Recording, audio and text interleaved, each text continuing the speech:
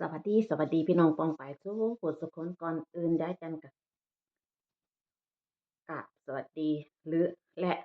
กราบขอโทษที่บ่ถูกใจถูกอกถูกใจผู้ใดเนาะจ้ะย้ายกันที่อยากมาเว้าเรื่องชีวิตย้ายกันให้ฟังเนาะจ้ะบ่แม่นบางคอมเมนต์ก็ว่าข้อยเว้าวกไปวนมาเว้าแต่เรื่องเงินเนาะจ้ะพี่น้องถ้าบ่มีเงินแล้วแล้วสิสิอยู่ได้จั่งใดเนาะพี่น้องเนาะ อันนี้มื้อนี้ย้ายจันสิออกมาเว้าเนาะจ้ะคือข้อยบ่ได้ไปอวดไปอ้างผู้ใดบ่ได้ไปแข่งผู้ใดดอกแต่ว่าข้อยมาอยู่นี่กับพวกเนาะจ้ะเขาเป็นแรงซัปพอร์ตให้ข้อยฝากลูกหลานที่กำลังสิเดินทางมาเนาะจ้ะลูกหลานพี่น้องป้องปายที่กำลังเดินสายฝอที่กำลังจะเดินมาทางสายนี้เนาะจ้ะเนาะ เฮ็ดจั่งใดเราจั่งค่อยมีเงินเฮ็ดจั่งใดเราจั่งค่อยมีเงินเก็บเฮ็ดจั่งใดแล้วแต่คนสิเอาไปใช้หรือบ่เอาไปใช้ก็แล้วแต่อันนี้ยายจันบ่ได้บังคับเนาะจ้ะแต่ยายจันมาอยู่นี่เนาะจ้ะ1ยายจันบ่มีหมู่มีพวก2หางานเฮ็ดจ้ะ3พวกเป็นแรงผลักดันจ้ะพวกเป็นแรงซัปพอร์ตจ้ะอืม ผู้ใดว่าผู้ใดอยู่นี่หลายๆคนก็ว่าย้ายกันว่าบ่มีหมู่มีพวกเป็นอิหยังมาไผสิช่วยได้คนไทยด้วยกันก็ไม่ช่วยกันหรอกค่ะถึงเราจะเดือดร้อนก็ไม่มีคนไทยหน้าไหนที่จะยื่นมือเข้ามาช่วยเหลือกันบ่มีผู้ใดที่สิหยุดงานพาเราไปหาหมอบ่มีผู้ใดที่สิหยุดงานพาเราไปแล่นเอกสารไปหาอ่า หน่วยช่วยเหลือหม้องหั้นหม้องนี้ดอกจ้ะนอกจากตัวเราเองกับสามีจ้ะมื้อใดสามีถิ้มก็คือกลับบ้านเก็บเงินไว้เนาะจ้ะเก็บเงินไว้เออเก็บเงินไว้เมื่อใดเขาถิ้มบ่แม่นว่าข้อยบ่แม่นว่าข้อยสิมาใช้ชีวิตแบบก็สร้างกูบ่เก็บกูสิเที่ยวอืม กูสิเที่ยวเกิดมาชาติเดียวกูสิเที่ยวกูสิกินเออสิเป็นหยังต้องหาความสุขใส่ตัวเองแล้วแต่ความคิดของบุคคลเพราะว่าข้อยเคยจนมาแล้วข้อยบ่มีเงินแม้ตั้งแต่สิซื้อน้ำกินก็มีเนาะจ้ะมิฉะนั้นข้อยมาอยู่นี่ข้อยมีผัวซัปพอร์ตลูกหลานหรือคนใดที่กำลังเดินสายฝอเบิ่งชีวิตยายจันทร์ไว้เด้อจ้ะมื้อนี้ยายจันทร์เป็นจั่งใดอืม แล้วอยู่บ้านยายจันทร์อยู่ทางบ้านยายจันทร์อยู่ทางบ้านอีสานยายจันทร์มีอิหยังแหน่เนาะจ้ะยายจันทร์ได้อิหยังแหน่ที่มาอยู่นี่5 ปียายจันทร์ได้อิหยังแหน่เนาะจ้ะยายจันทร์บ่ได้อวดแต่ระหว่าง5 ปีที่มาอยู่ร่วมกันกับสามีได้หยังแหน่ถ้าเบิ่งเอาเด้อพี่น้องข้อยกลับบ้านถ้าเบิ่งว่าในไร่ในนาข้อยมีหยังแหน่เนาะจ้ะ มีหยังแหน่มีอิหยังที่เป็นหมากเป็นผลมีหยัง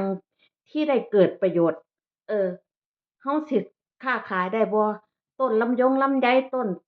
หมากส้มโอต้นหมากพร้าวหมากขนุนเราสิมีประโยชน์บ่เราสิสามารถต่อยอดได้บ่เนาะจ้ะย้ายกันเฮ็ดทุกอย่างเนาะจ้ะเพื่อ ในวันข้างหน้าเรามีอยากมีกินสิ้นเกษียณก็คือไปอยู่บ้านกับผัวเนาะจ้ะบอกว่าเอ้ยเว้าแต่เรื่องเงินน่ารำคาญรำคาญก็สร้างเนาะจ้ะรำคาญคืออิจฉาเขามากกว่าที่เขามีเงินเนาะจ้ะคนที่บอกว่ารำคาญพูดวกไปวนมารำคาญเว้าแต่เรื่องเงินเนาะจ้ะ คุณบ่มีเงินหรือเปล่าคุณถึงรำคาญคนอื่นหากคนไหนที่เขามีเงินเขาพัฒนาเขาเนาะจ้ะเขาร่วมกันยินดีจ้ะเขายินดีด้วยกันเนาะจ้ะคนที่เขามาหาเงินจริงๆเขายินดีด้วยกันยินดีนำกันเออค่อยเว้าค่อยจากันว่าดีแล้วมีเงิน เฮ็ดอันนั้นอันนี้เราสิได้บ่ลำบากเราเว้ากันแค่นี้ไม่ได้ไปส่อเสียดไม่ได้ไปเบียดเบียนใครเนาะจ้ะอาคือจังว่าพวกข้อยล่ะเป็นหนี้ธนาคารดอกจังค่อยได้เงินนั่นภาษีคืนหลายบ่แม่นเด้อจ้ะเพราะข้อยจ่ายภาษีเพิ่มเด้อจ้ะจาก35%เขาจ่ายเป็น60%เปอร์เซ็นต์เขายอมให้หักเงินเดือนของเขาเพื่อจ่ายภาษีเพิ่มเนาะจ้ะเพื่อได้เงินภาษีตีคืนกลับมาเนาะจ้ะ ปีนี้ได้40,000ปีหน้าได้50,000ปีหน้าได้60,000เนาะจ้ะเขาเพิ่มของเขาขึ้นไปเรื่อยๆเขาเป็นเงินเก็บของเขาแต่ละปีเนาะจ้ะเงินเดือนของเขาก็เก็บเงินอันนี้เข้ามาเขาก็ได้เก็บอย่าว่าคุยโม้โอ้อวดพี่น้องหากผู้ใดหากผู้ใดทุกคนนั่นแหละถ้ามีฝรั่งก็บ่แม่นว่าสิรวยไปเสมอคนเสมอไป ฝรั่งรวยก็บ่แม่นว่าสิให้เงินเราเสมอไปเนาะจ้ะเฮ็ดจั่งใดเราจั่งค่อยสิได้ใจเขาเฮ็ดจั่งใดเราจั่งค่อยสิได้เงินนำเขาเฮ็ดจั่งใดเขาจั่งค่อยสิช่วยเหลือเราเฮ็ดหาวิธีเนาะจ้ะหาวิธีเนาะจ้ะคอยช่วยกันบ่แม่นว่าคุณได้เท่านั้นเท่านี้มาให้ฉันขอแหน่เออคุณได้หลายให้ฉันแหน่เออบ่แม่นว่าเขาบ่ให้แล้วคุณสิเครียดเนาะจ้ะ บ่แม่นว่าแบมือขอเนาะจ้ะบ่แม่นว่าแบมือขอสิ่งที่เขาให้เราคือเขาเห็นความขยันของเราเนาะจ้ะเขาเห็นเราเฮ็ดงานหัวปักหัวปำเราก็เจ็บเขาก็เจ็บเราส่งกลับบ้านเออเขาก็เพิ่มให้เราอาเงินบางเที่ยเงินขึ้นเขาก็ร้อยส่งเข้าบัญชีเราให้ซ้ำพี่น้องข้อยบ่ได้ข้อยบ่ได้ขี้ตัวข้อยบ่ได้เว้าเท็จเด้อพี่น้อง บางครั้งเขาเบิ่งเรตเงินแล้วเขาร้อยส่งให้เราเทื่อละ30,000 40,000เขาส่งแล้วเขาจังค่อยเอาเดี๋ยวมื้อลุ้นข้อยสิเอาอันที่เลาลักส่งให้เบิ่งพี่น้องอืมลักส่งให้ข้อยสองเที่ยแล้วเดือนเนี่ยเที่ยหนึ่ง40,000เที่ยหนึ่ง30,000อืม สองเที่ยแล้วอืม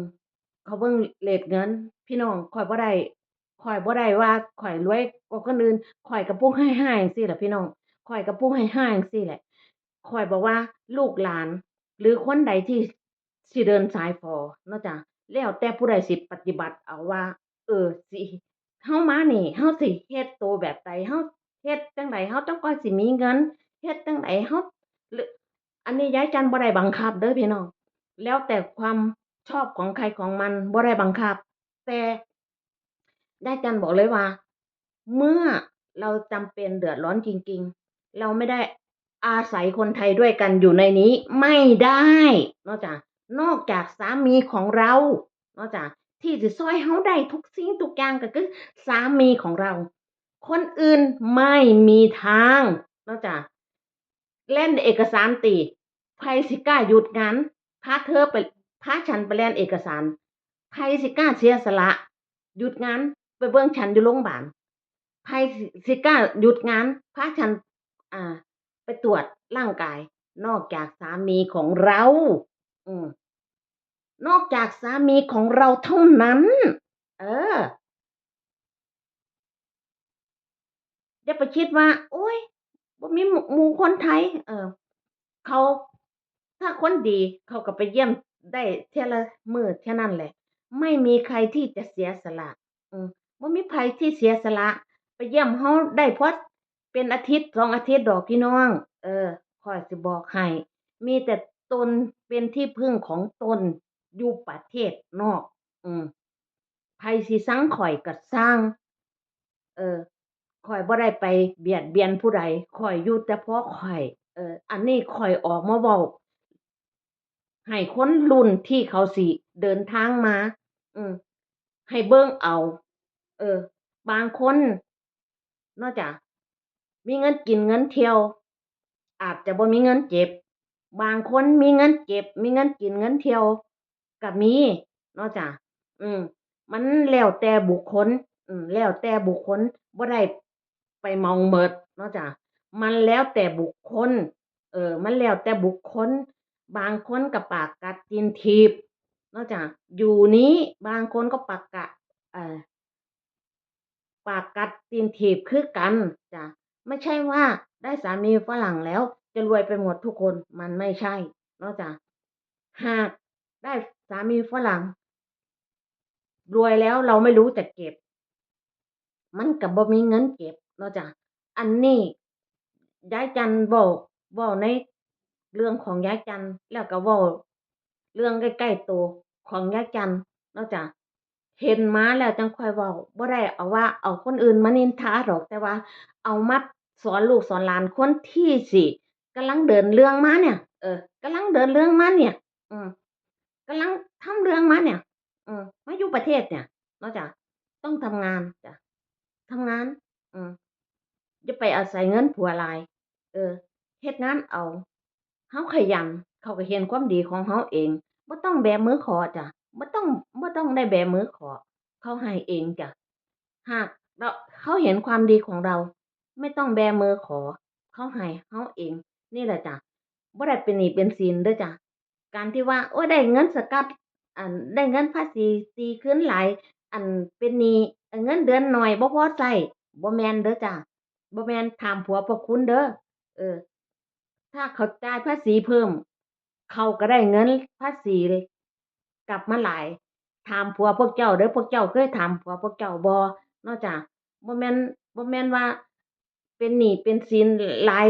ก็ได้ภาษีหลายก็แม่นอยู่บางคนเป็นหนี้รถยนต์เป็นหนี้อ่าซื้อบ้านเนาะจ้ะ ภาษีก็ได้ดีขึ้นหลายเนาะจ้ะสอบถามผัวพวกเจ้าเบิ่งก็แล้วกันเนาะจ้ะอันนี้ยายจันสอนเว้าเป็นอุทาหรณ์ให้รุ่นน้องรุ่นลูกรุ่นหลานกำลังจะเดินทางมาเด้อฟังยายจันไว้เด้อน้องนุ่งลูกหลานก็สร้างไม่ได้ไม่ได้ชีวิตไม่ได้เลิศหรูทุกคนเสมอไปเด้อน้องนุ่งลูกหลาน สิตามมาแล้วแต่สิตามมาแบบสิเฮ็ดแบบนี้สิเฮ็ดคือใจายจันทร์หรือสิเฮ็ดแบบคือคนอื่นก็แล้วแต่เนาะจ้ะแต่ยายจันทร์บอกคำเดียวว่ากว่าจะกว่าเราจะมีเงินได้ก็คือเราทำงานเก็บเงินช่วยกันเนาะจ้ะผัวก็เจ็บเมียก็เจ็บแค่นี้ล่ะพี่น้องฝากผู้ใดมักก็ติดตามผู้ใดบ่มักก็เลื่อนผ่านเด้อจ้ะ อันนี้เว้าให้ฟังแล้วก็ถ้าติดตามก็ถ้าเบิ่งว่าถ้าผู้ใดติดตามก็ถ้าเบิ่งว่ายายจันทร์กลับบ้านครอบครัวยายจันทร์สิเป็นแบบใดรอติดตามเด้อจ้ะ